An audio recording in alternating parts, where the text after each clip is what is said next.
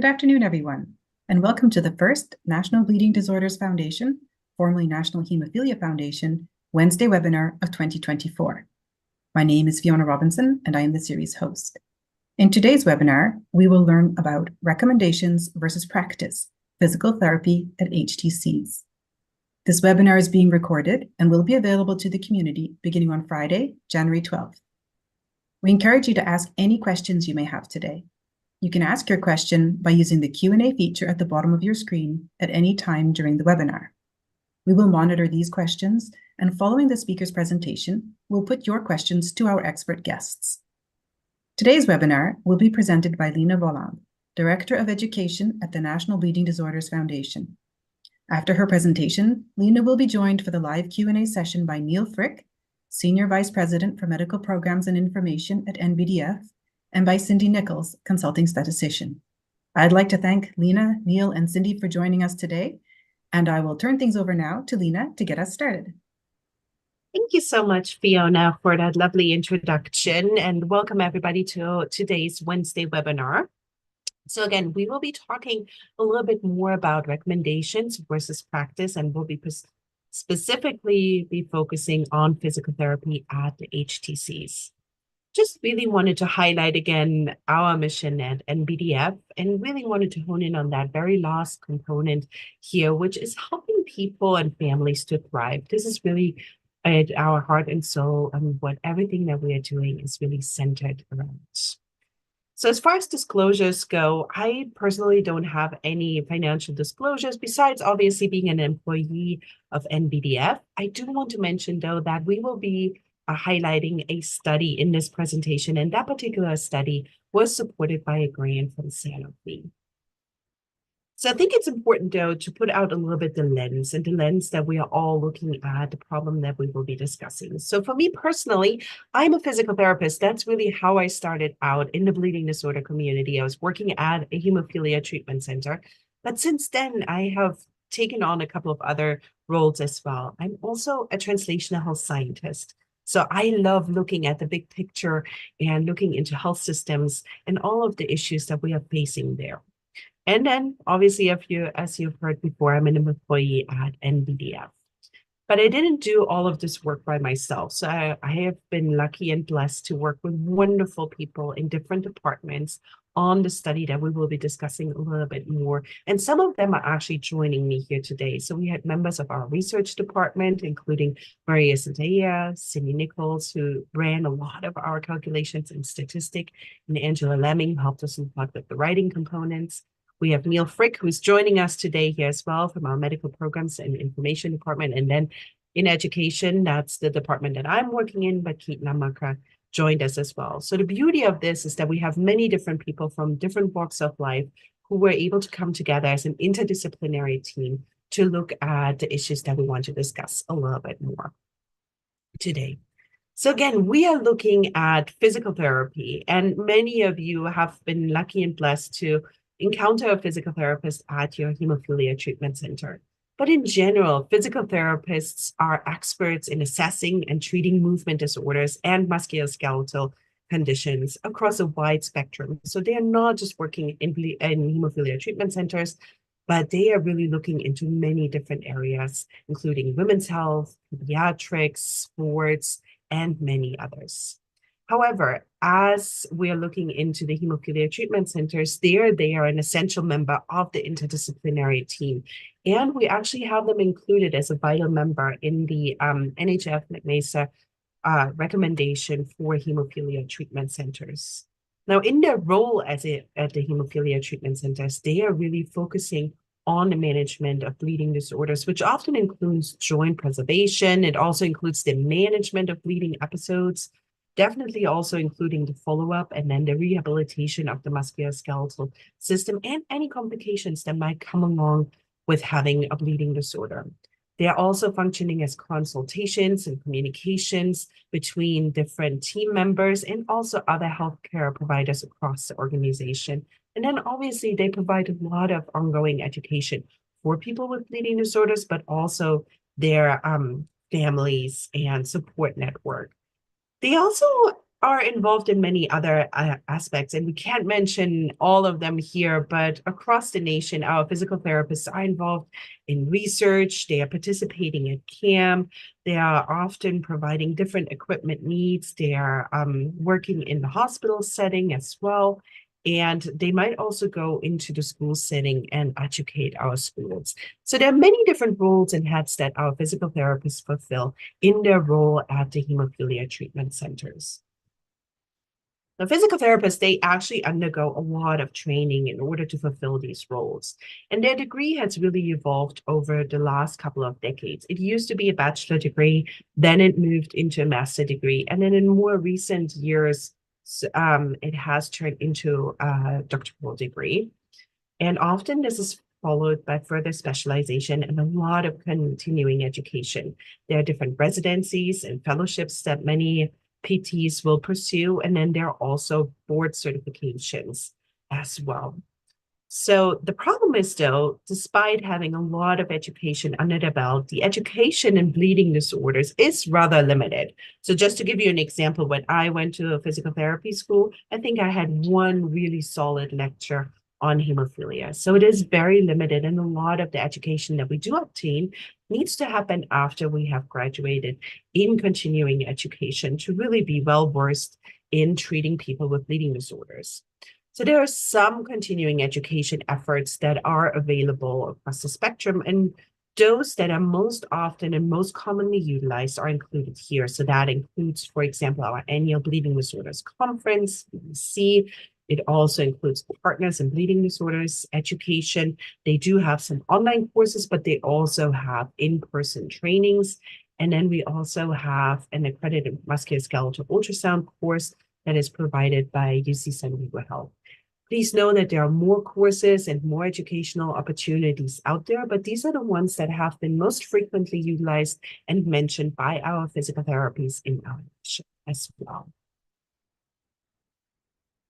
So the other element that needs to be mentioned here is that we do have MASAC recommendations for our physical therapists. So the very first clinical practice recommendations were put out by NBDS Medical and Scientific Advisory Council, or MASAC, in May 2011. And this was MASAC number 238, if anybody wants to know which one this was. So they have been around for a little bit, and those very specific recommendations included guidance on bleed management for joint and muscles, and they specifically pulled out recommendations on iliopsoas muscle bleeds. They also included recommendations for surgical management, for synovectomies and total knee replacement, orthotics, and cryotherapy. So these were really developed to provide some guidance for our physical therapists as they were embarking on treating people with bleeding disorders as the HTC, and provide some guidance on how people with bleeding disorders should be treated under different circumstances or in different situations. So it was the first set of guidance that was provided. The problem is, though, that we don't really know how these recommendations were implemented in the clinical settings. So we often put out recommendations from MASAC and other clinical guidance, but we never really know how they're making it into the clinical setting. Are the physical therapists utilizing all of these recommendations? Are they being implemented? Are they being changed? What is happening in the clinical setting? And a lot of that has to do with general implementation gaps. So when we're looking towards implementation signs, and not just specific for the physical therapist, but really at implementation signs across the spectrum, we actually have found in recent studies that an intervention or an innovation that has been found to be effective and efficacious still needs about 17 years on average to be implemented into the clinical practice setting. And we also know that only about 14% of interventions really reach the target population in the real world. And there are many issues that are contributing to this. So it's not necessarily that an intervention or an idea or a thought doesn't work. It has been proven that, but there are many confounding factors that will prevent something from being implemented in the clinical practice, including recommendations. So I love this quote that I found in one of the articles, which really exemplifies this. So the use of effective interventions without an effective implementation strategies is like a serum without a syringe. The cure is available, but the delivery system is not. So there are many factors that are impacting our ability to implement innovations, including recommendations for clinical practice. So the factors that are really driving the implementation process are individual factors, so factors that are surrounding the person. They include contextual factors. So here we are really looking more towards the organization and the system that might prevent a provider from really employing recommendations. And then we have external factors, so factors that are really far outside of our control necessarily. So that includes laws, regulations, policies, beyond our organization or our system that might actually influence our ability to implement an innovation or practice recommendations. So when we're looking at whether or not people are actually utilizing the MASAC recommendations, we also need to look at these elements of like, why are they using or not using the MASAC recommendations, and what are the specific barriers that people might be facing as well.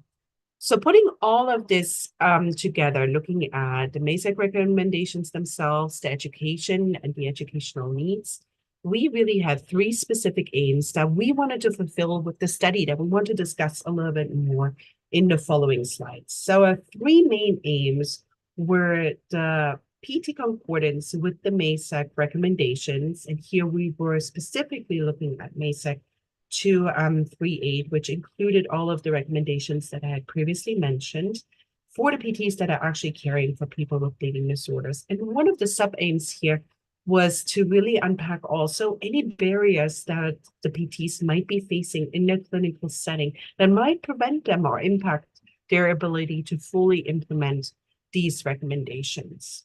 Now, we also wanted to look at educational resources that are used by the physical therapists that are working at the HTCs.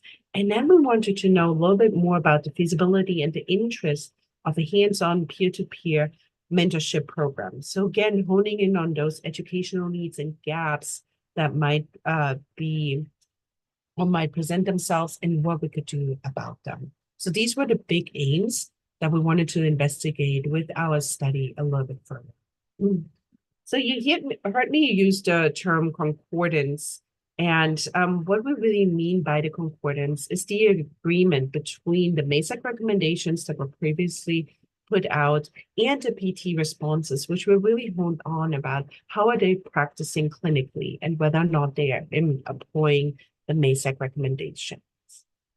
So how did we do it? How did we actually look into this rather big and large topic? So we created a survey, and this survey had 58 items on them. In this survey, we were collecting information about the demographics, educational background, experiences in evaluation and treatment of people with bleeding disorders. And then also we looked directly into the different practice patterns that were indicative of the concordance between the PT practice and the recommendations themselves. And then we collected a lot of opinions as well. So the survey was not just a check the box, but it also provided a lot of opportunity for feedback, open comments, and opinion sharing as well.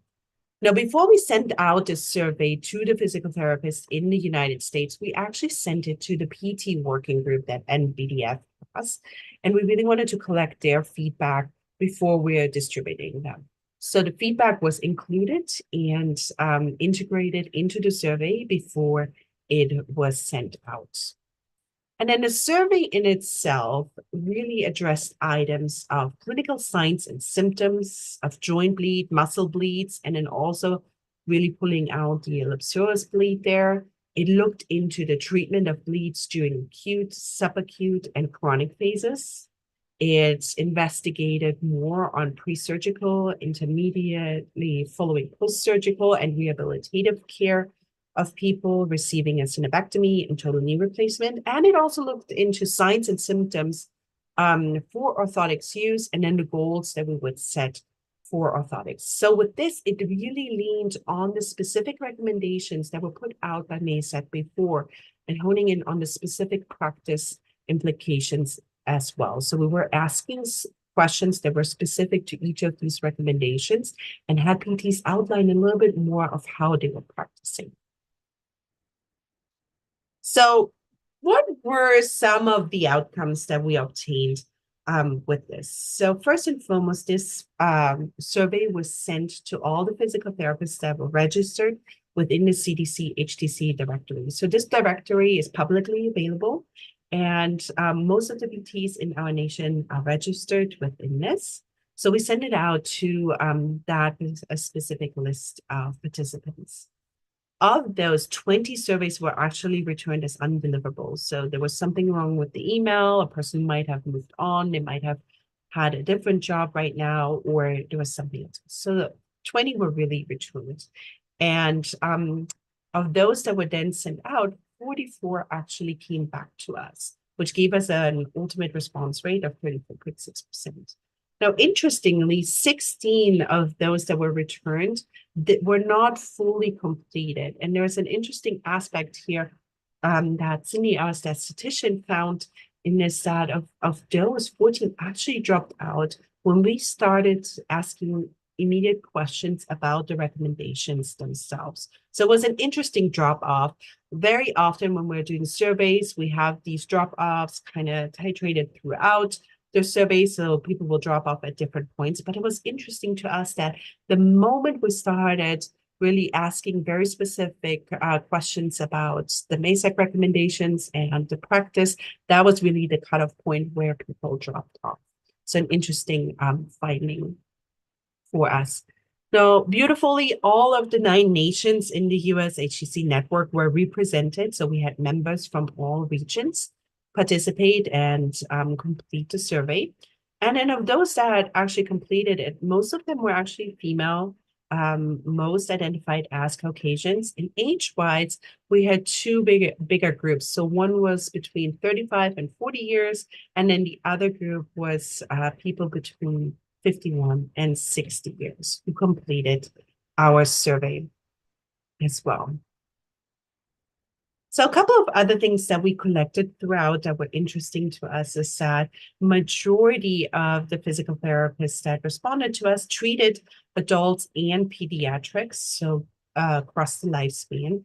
And the majority of them participated in the annual comprehensive exams as well. The time that they spent at the HTCs varied across a wide spectrum. So we had some physical therapists who spent less than 8 hours per month in the HTC, all the way to PTs who are employed full-time by the HTC. So that's over 139 hours per month. And then we had some in between. So there wasn't really a real significant trend. It was different across the nation that we saw how much people were involved in their HTC. Now let's look a little bit more at the different aims that we had. So again, one of our first aim was to look at the concordance. So really looking at how are physical therapists practicing and how does that align with the PT recommendations that were put out by MASAC. So I apologize, this is a very busy table, but I wanted to give an opportunity to everyone to see it across all the different recommendations. And one of the things that we started out with was really asking people whether or not they knew of the existence of these MASAC recommendations and they were aware of them. And most of the people were. Though keep in mind, though, that, again, we had this significant drop-off of people who didn't fully complete the survey, and that might impact the awareness or how we're viewing awareness of the MASAC recommendations as well. Now, going back to the concordance, the overall concordance between the physical therapist practice patterns and the MASAC recommendations was 82.3%. So a lot of the PTs were employing and utilizing the elements of the MASAC recommendations accurately within their clinical setting as well. However, there are elements that are obviously impacting, and this was the part that we really wanted to hone into, because just somebody is not following a recommendation does not mean that it's completely wrong. There are many components that are driving that decision-making process. And a lot of the PTs mentioned that they are doing ongoing assessment. They are putting the needs of the patient and where they are in their healing process into consideration as well, which might shift a little bit. And then obviously the values of the patients are an element too. But then we also wanted to look into specific barriers. So what barriers are physical therapists experiencing that might actually impact their ability to provide the care that they would love to provide, or that is being recommended by MASAC?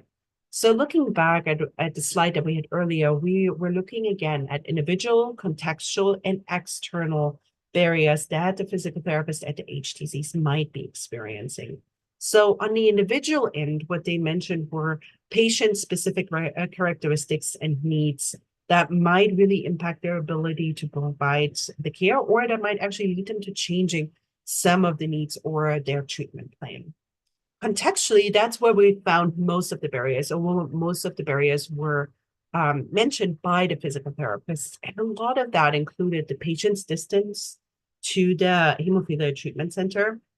So, for example, they might really want to provide rehabilitation after a bleeding episode or rehabilitation after a surgical procedure, but the patient lives so significantly far from the HTC that this is not feasible as well. A lot of PTs also mentioned the lack of time and the staff to really fulfill this. If we're looking back at the times that physical therapists are assigned, we saw that big difference of some physical therapists being in the HTCs full-time. Some HTCs might even have more than one physical therapist there full-time, all the way to some physical therapists really just coming in a couple of hours each month. And most of that time is being utilized for annual comprehensive examination. So there's not a lot of time to really do any of the rehabilitation work and so forth. Another component was space and the facility in itself. So physical therapists are often within that clinic, they might not have a gym available or a space that is suitable for providing physical therapy in itself, or space at all to really see a patient. Insurance issues were mentioned, so the inability to bill the insurance appropriately, or for the patient to be allowed to come to the center for the rehabilitation.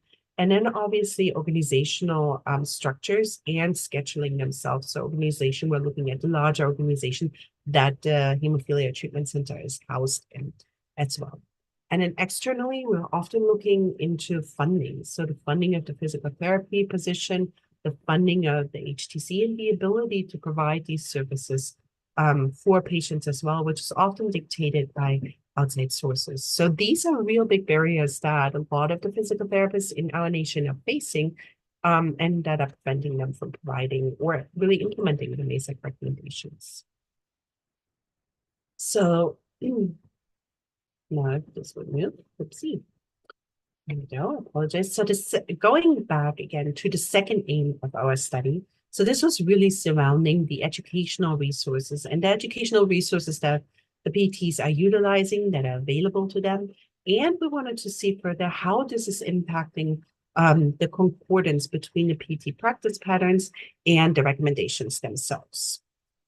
So what we found was we first looked into the different demographics, like what is the educational level that physical therapists really have. So those that are responded, we had a wide variety between bachelor's, master's, and doctorate physical therapists there. And then clinical experience really varied from having a small amount of like 4 years old away to being a senior therapist with over 40 years of experience. And we looked further into how much do people work with people with bleeding disorders, because you might have somebody who has worked as a physical therapist for decades, but they just recently entered into the Hemophilia Treatment Center and just recently started to work with people with bleeding disorders. And we really had a wide variety here, from people who literally just started less than a year ago, all the way to people having worked with people with bleeding disorder for over 30 years. So wide spectrum. We also had several physical therapists who went for a further board certification, and most of those board certifications included either orthopedics and pediatrics. We also had some in sports, and we had physical therapists who were dual certified, so who had, for example, an orthopedic and a sports board certification as well. And then we looked into continuing education and what kind of courses or continuing education most of the physical therapists utilize. And those are really the four that I mentioned at the very beginning. So it includes our BDC, our annual conference. This particular one has a physical therapy track where specific education is provided to the physical therapists of our country. And then we have our partners PI online program, and then the partners in-person program, and then our MASAC course as well. And you can see it in the table to the right of kind of the distribution of how much the PTs who answered our survey utilize these different continuing education opportunities. So we then wanted to further look like how does that actually impact the concordance in itself? And the only one that we really found an association with were with those physical therapists who completed the Partners Online program, which often is that very first step of how PTs learn more about bleeding disorder-specific care. We did not find any statistically significant association between the concordance and the completion of the Partners Advanced program, attendance at BDC within the last 5 years, completion of MASAC course, the level of education, years of practice experience, years working with people with bleeding disorders. We also didn't really find any association between the amount of time that PTs are spending at the HTC, which was interesting as well. So interestingly, though, a lot of these continuing education courses, for example, the Partners Advanced, is mostly attended by physical therapists who have been working at the HTCs for quite a while. So they might have already gained a lot of the understanding, are quite familiar with the MASAC recommendations themselves. Whereas the online program often is, like I said earlier, the first step where people learn a little bit more about bleeding disorders.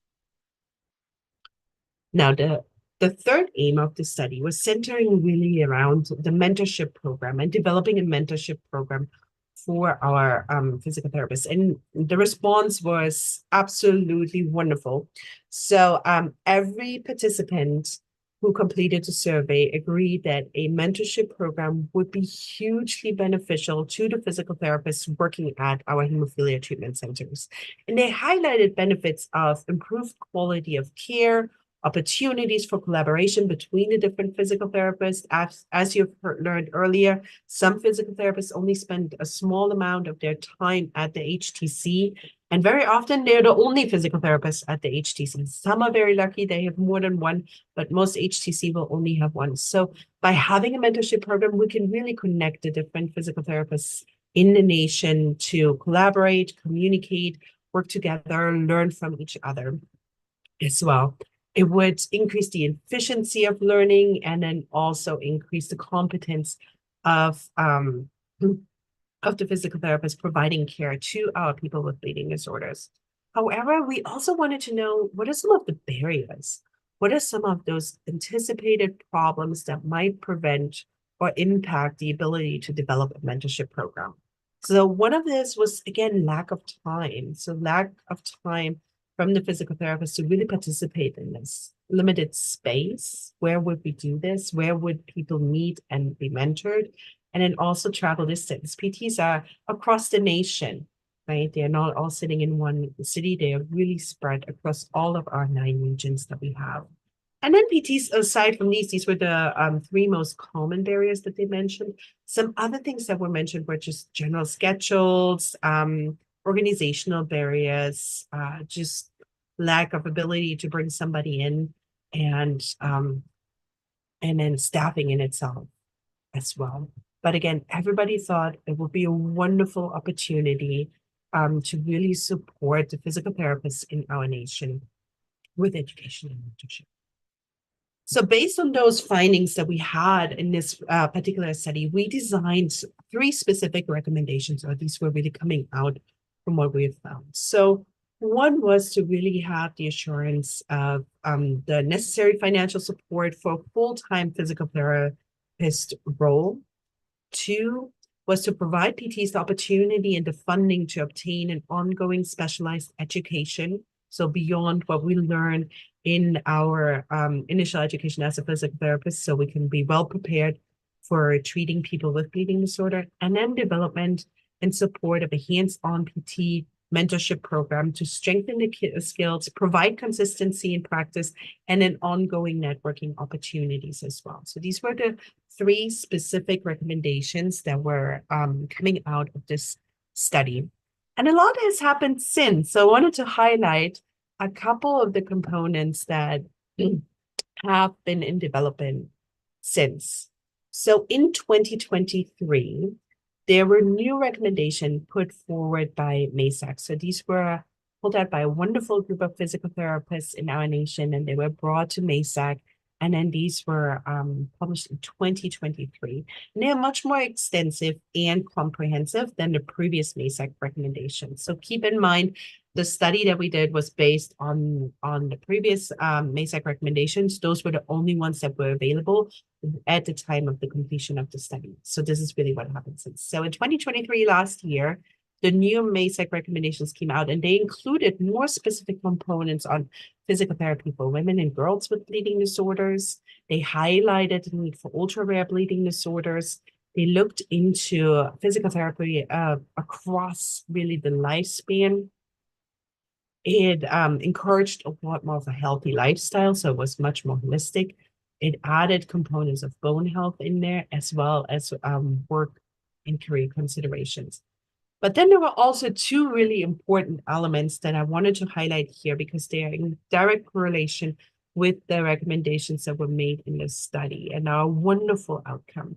So 2 important elements that were included in the new and much more comprehensive MASAC recommendations were the need for a full-time PT position to really do justice to our people with bleeding disorders that are in need of physical therapy, and then providing continuing education to the physical therapists in our nation. So really creating those avenues that the physical therapists can continue to learn of how to provide the best care possible for people with bleeding disorders, and creating those avenues and the support and the ongoing networking opportunities that are much needed.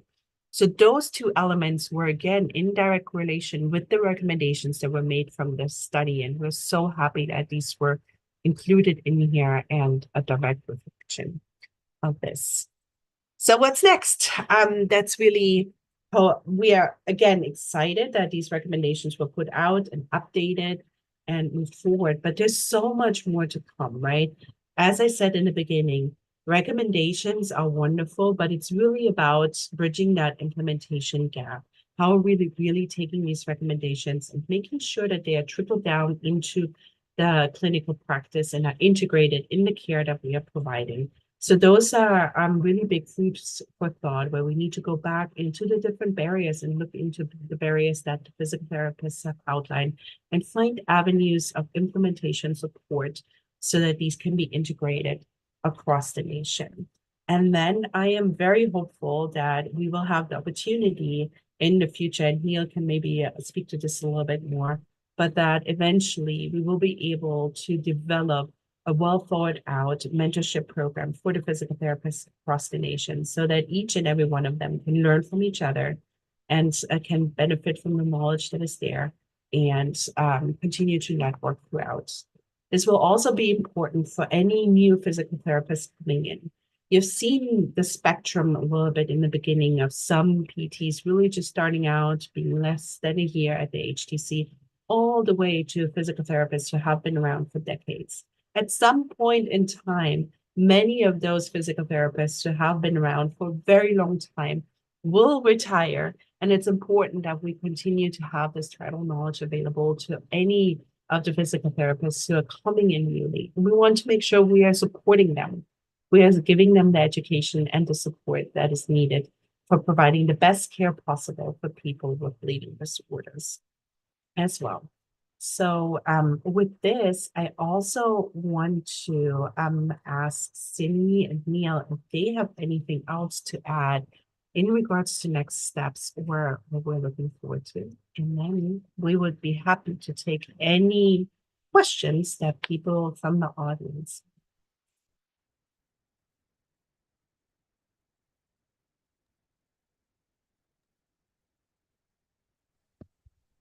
Thank you very much for that, Lena. Really a great presentation and a lovely overview of your study.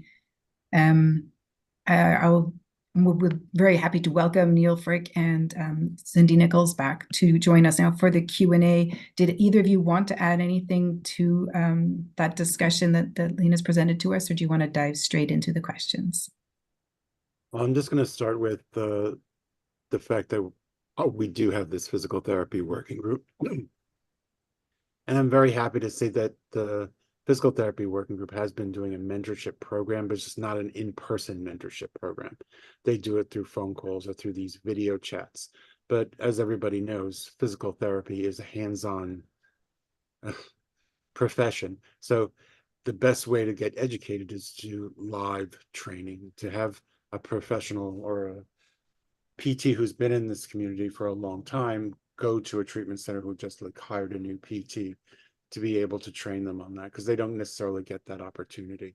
So the barrier here is funding. So now that we have this to support an in-person mentorship program, this publication that we've produced, now I can put in a grant, hopefully, to get funding to do this program and work with the wonderful volunteer PTs that we have on our PT working group. And maybe I can just ask Neil, the existing program, if people wanted to benefit from that, how could they get involved with that?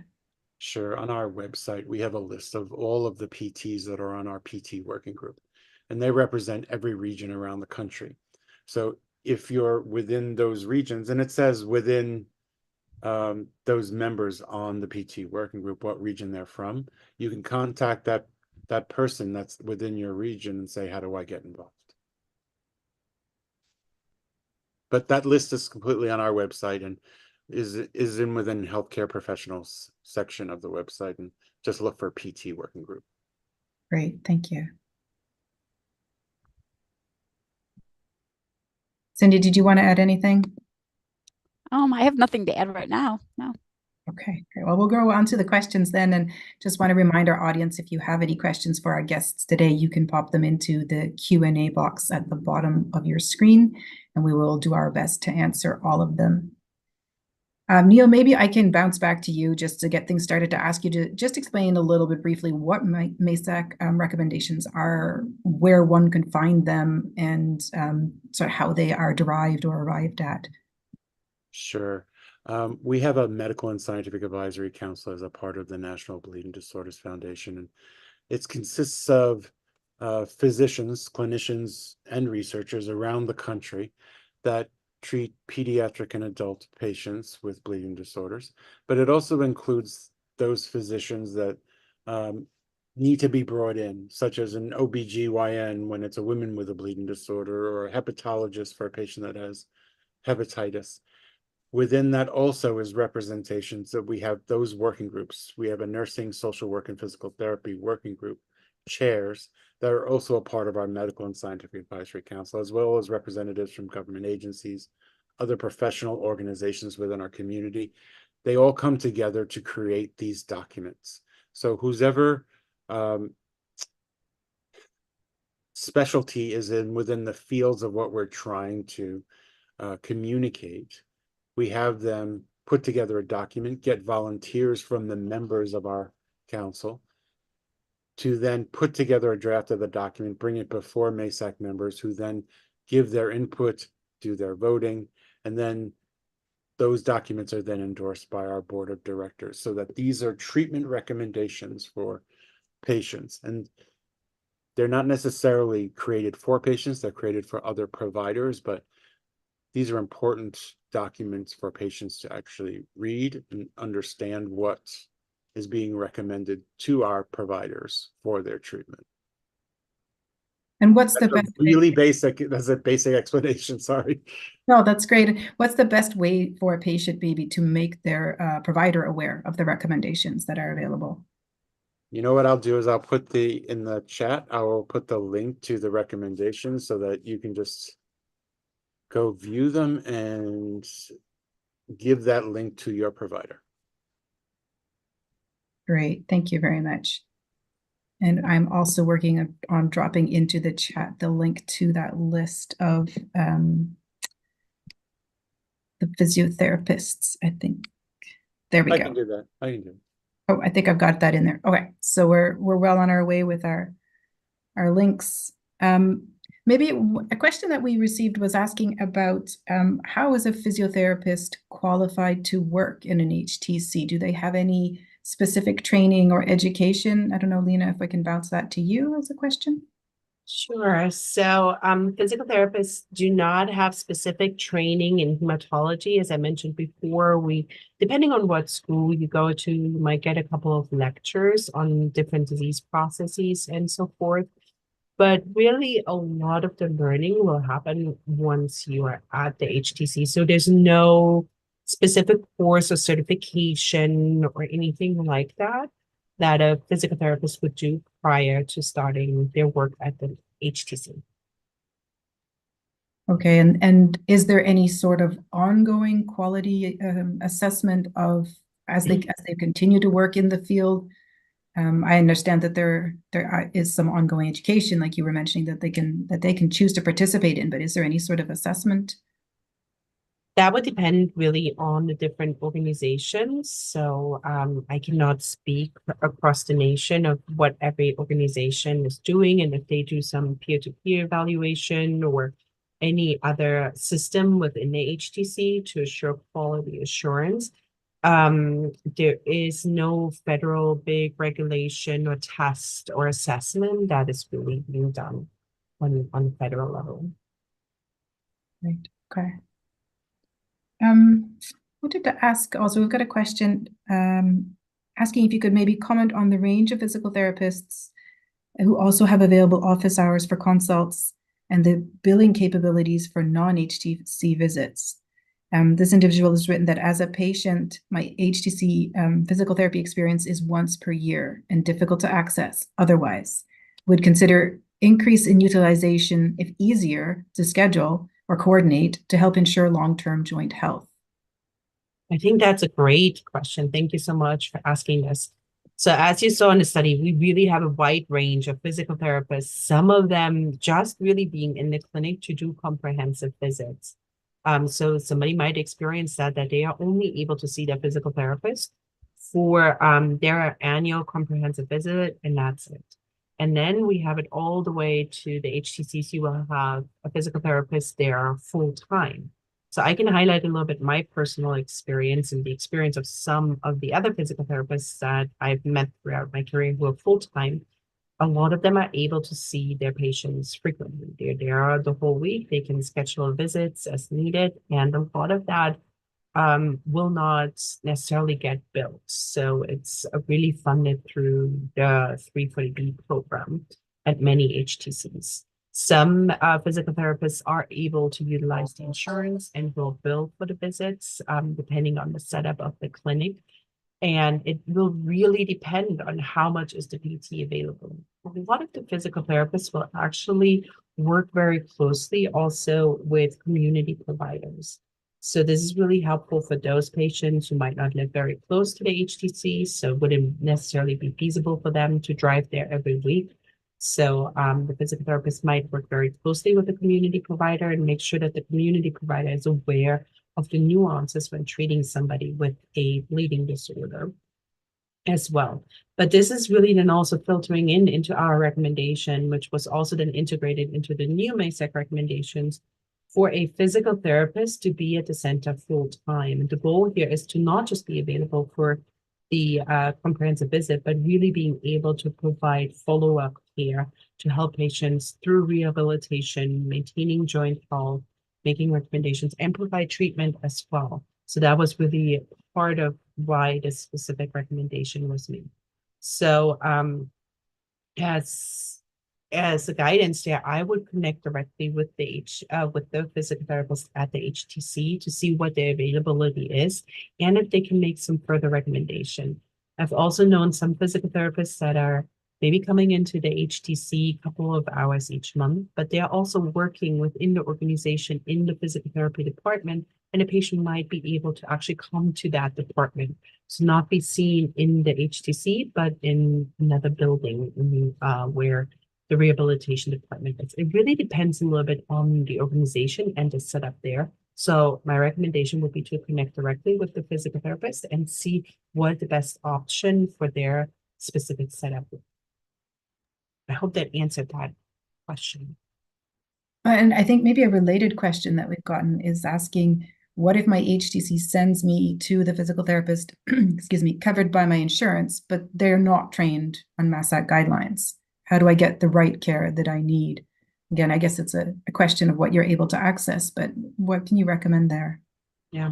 So unfortunately, sometimes insurances are dictating, or distance might be dictating. So again, I would recommend that the physical therapist at the HTC actually connects with the physical therapist in the community that would provide the care, so that they really understand the nuances and understand how to treat somebody with a bleeding disorder.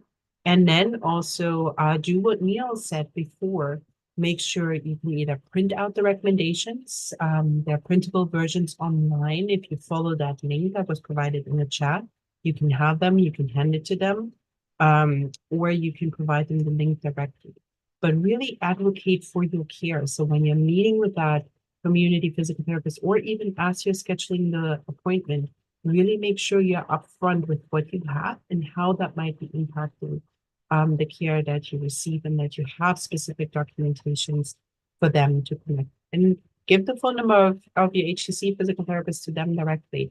Most of the PTs I've met in my career are more than happy to communicate and to connect on your patient cases. Excuse me.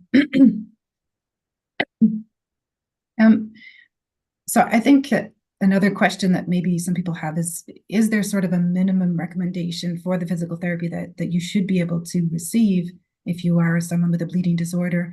Is there information about that? And is there a way that, how can people advocate to make sure that they are receiving that? I mean, you talked a bit about taking recommendations outside the HTC if you're not able to get the care at the HTC, but what even at an HTC, is there sort of like a minimal amount of care that you should have access to, and how do you communicate that as a patient? I don't think, Neil, feel free to chime in here as well. But there's no specific set in stone recommendation that this is the amount of hours of care that you should be receiving. It is generally recommended that patients should see their physical therapist at least during the annual comprehensive visit. But Neil, feel free to chime in here as well. I think the only true real requirement is for them to see the PT during their annual comprehensive visit. And that's too, if you're going to a comprehensive hemophilia treatment center. That's not necessarily the case if you're not going to a center that's, necessarily labeled as a comprehensive center. So our always recommendation is that you should seek out treatment at comprehensive hemophilia treatment center. Thank you. In doing your study, did you find a difference in the access to physical therapy for different populations? So, for example, if you looked at women and girls and people with the potential to menstruate and compared that to the sort of men and boys that are more typically seen perhaps at hemophilia treatment centers, was there any difference that you could see in your study in the access of those populations, and if this sort of information was available in the study, in their needs as well? So we didn't address that in our study. That wasn't a part of it. It was, this was the first study that we've done with PTs in terms of the services they actually provide. We didn't actually get into the patient populations that they treat, just that they treated patients with bleeding disorders. So this could be another study that comes from this, is trying to find out the types of patients and what services are provided to all different patients, not just men with hemophilia A and B, but also women with bleeding disorders, also other patients that have more rare factor deficiencies or rare bleeding disorders, to find out how those are being treated as well. Because in some of the education that we've done through our bleeding disorders conference, it's brought in other bleeding disorders as well, like Ehlers-Danlos. So it's it's very important that we know what that population is and how they're being treated by physical therapists. So this could be a continuation. What's next? Well, what's next is a study in that, finding out what populations are being treated by the PT.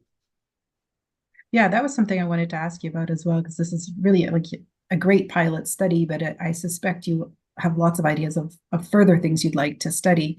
I don't know, Lena and Cindy, if there's anything you'd like to add in terms of if you could do your dream study following on from this, what would that look like? Where would you go with this?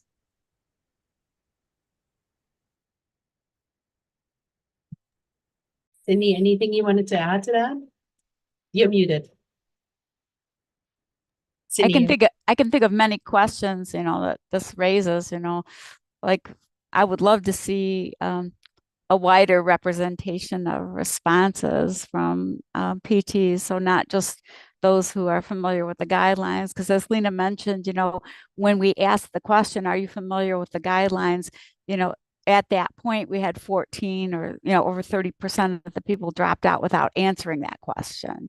So the people that continued were, clearly people who were familiar with the guidelines. So I think we have a real like an untapped population of PTs that are associated with HTCs that I would like to see how they would answer the questions and just are they in an agreement with the guidelines, or do they understand the guidelines and what their actual practice is?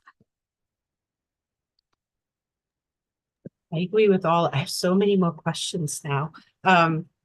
With what's next. But then again, I love implementation science. So for me, some of the things I would love to look into, one is the access component that we have mentioned already, but then really honing in on the different barriers and seeing what can we do to really overcome these barriers. How can we support our HTCs? How can we remove some of the issues that our physical therapists are experiencing so that they can provide the best care possible and can really implement the different recommendations as well. So really would love to hone in more on doing the next step with the barriers. And then I have so many more questions too, but yeah, that would be one thing that I would love to do if I could. Every good study just makes you want to do, at least 5 more, right?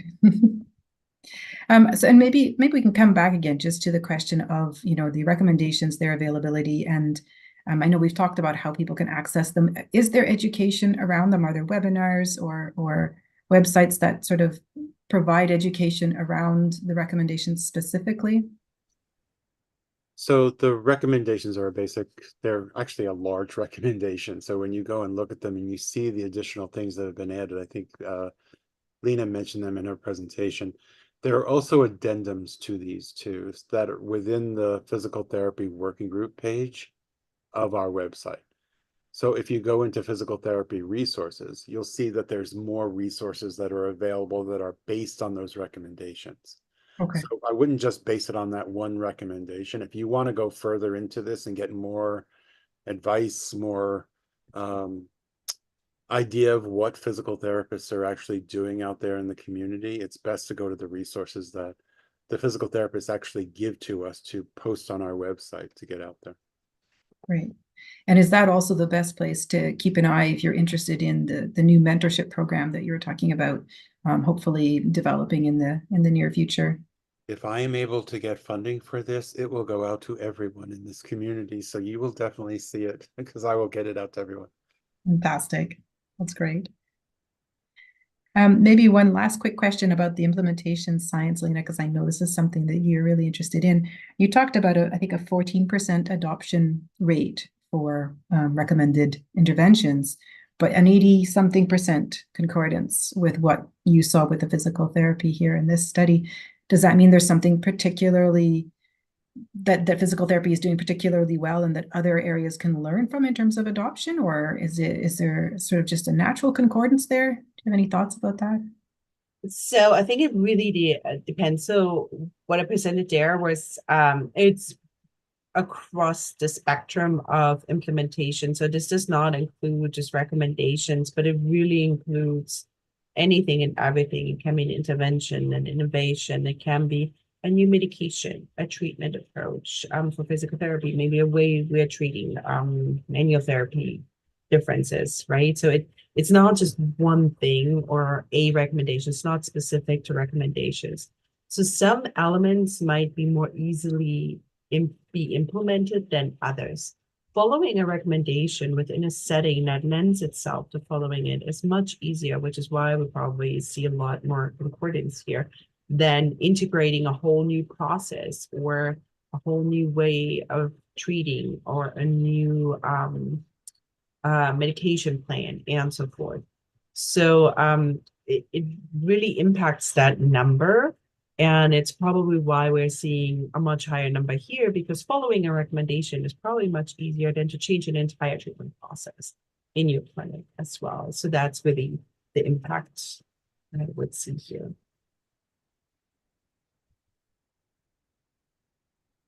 You are muted, Fiona. Thank you for that. Oh, you're welcome. Well, thank you very much for the answer to that question as well. Really, such an interesting area. We could talk about it for ages, but we should wrap up. And to wrap up our Q&A question session today, we are going to ask our audience a few questions. So you should see now on your screen 3 anonymous polling questions. We'd really appreciate it if all of our audience members could take a moment and answer those questions, and your answers are collected anonymously on this. And while everyone is taking a few minutes to do that, I would really like to thank Lena Volland, Neil Frick, and Cindy Nichols for sharing your expertise and your time with us this afternoon. And I'd like to thank each of you in our audience also for joining us. This recorded webinar will be available on Friday, January 12th at hemophilia.org under the Events tab. If you select past events, you will find all of our archived webinars there. Also available in the Events tab is the schedule of upcoming webinars in this series. Join us next week for New Year, New Health Plan. Are your medications covered? Thank you, everybody, for joining us. Have an excellent week.